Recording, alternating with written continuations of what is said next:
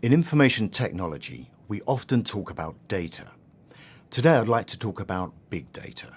As you know, data simply means information or facts about a person or a topic. So then, what is big data? Big data means groups of data that are very large or very complex. Today I'd like to focus on three aspects of this topic. First, the ways that big data is collected and stored. Second, some everyday uses of big data. And third, some concerns about using big data, especially privacy concerns. First, the collection process. All kinds of data are collected all the time. But who is collecting this data? Well, banks collect information about their customers' credit card purchases. Insurance companies collect information about their patients' visits to the doctor. Internet providers collect information about what websites you visit. Entertainment companies collect information about what music you listen to and what movies and TV programs you watch.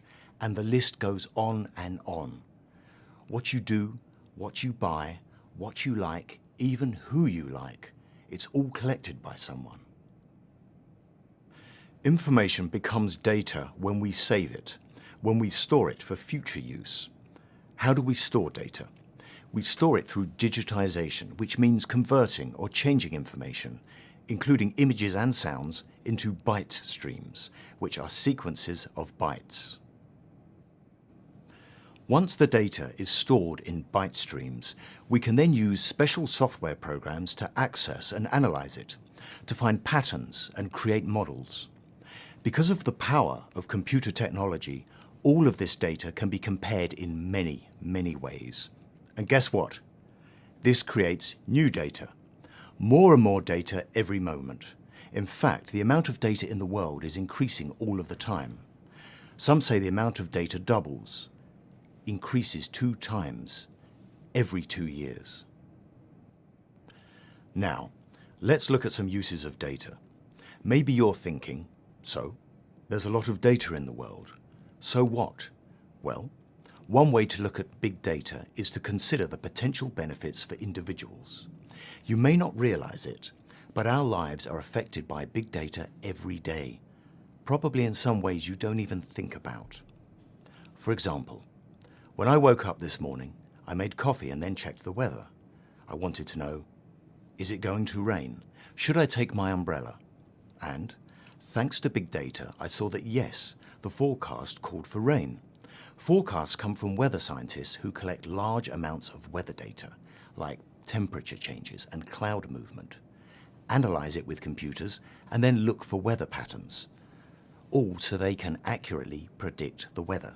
And yes, help us make decisions. And then this morning, I checked the news on my tablet. And guess what? My favorite news website had topics and stories that interest me. How? Because it analyzes the reading patterns of thousands of other people using their website and finds stories that interest people like me.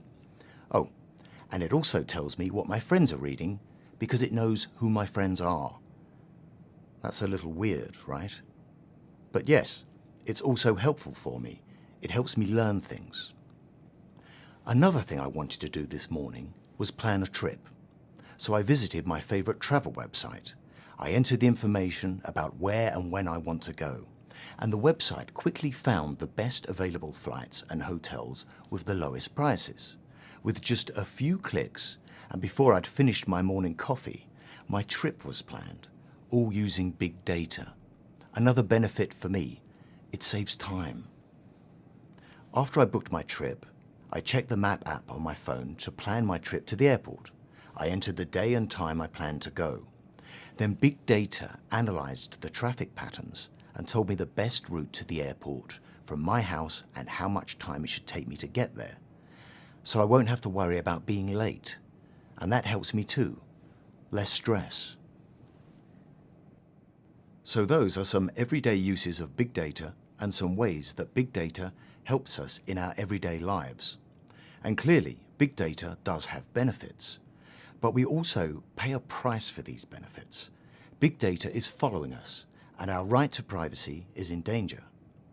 Every time we use our phones, make a credit card purchase, or surf the web, We leave a trail of evidence. Same thing when you apply for a credit card, or insurance, or a loan. When you apply for a job or for a school, you're leaving a trail, and data collectors are following it. Our trail can be captured, stored, and mined. Data miners can look into our personal lives, and they can also share this information. But is this fair?